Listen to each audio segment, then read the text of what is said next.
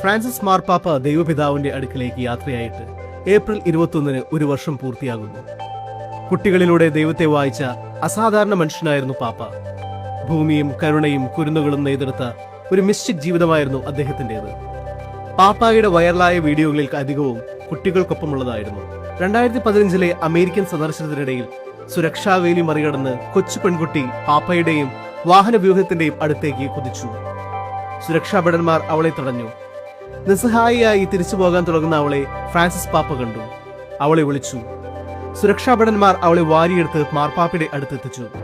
പാപ്പ അവളെ ചുംബിച്ചു. ലാറ്റിൻ അമേരിക്കയിൽ നിന്ന് അമേരിക്കയിൽ അനധികൃതമായി കുടിയേറിയ കുടുംബത്തിലെ പെൺകുട്ടിയായിരുന്നു അവൾ.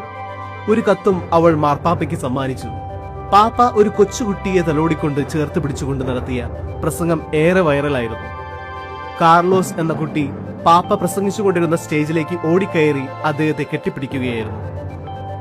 പാപ്പ അവനെ തഴുകി തലോടി പ്രസംഗം തുടർന്നു.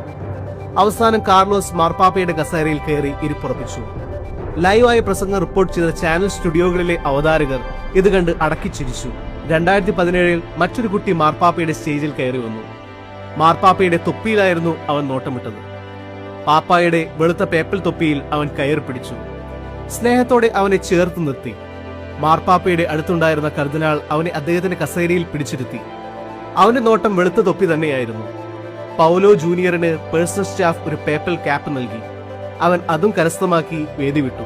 ഫിലാഡൽഫിയയിലെ പോപ്പിന്റെ സന്ദർശന വേളയിൽ ആൾക്കൂട്ടങ്ങൾക്കിടയിൽ വീൽചെയറിലിരിക്കുന്ന കുട്ടിയെ കണ്ട പാപ്പ വാഹനം നിർത്തിച്ച് വഴിയരികിലേക്ക് നടന്നു നീങ്ങുകയും അവനെ സ്നേഹത്തോട് ചുംബിക്കുകയും ചെയ്യുന്ന വീഡിയോയും ലക്ഷക്കണക്കിന് ആളുകളാണ് കണ്ടത്. വത്തിക്കാൻ ചത്തുരത്തിലെ പതിവ് സന്ദർശനങ്ങൾക്കിടെ സെറിബ്രൽ പാൾസി ബാധിച്ച കുട്ടിയെ ചുംബിക്കുന്ന വീഡിയോയും വൈറലായി. സ്നേഹം കൊണ്ട് ലോകത്തെ കീഴടക്കിയ ഫ്രാൻസിസ് പാപ്പയുടെ കാലത്ത് ജീവിക്കാൻ കഴിഞ്ഞു എന്നത് തന്നെ എത്രയോ വലിയ മഹാഭാഗ്യമാണ്.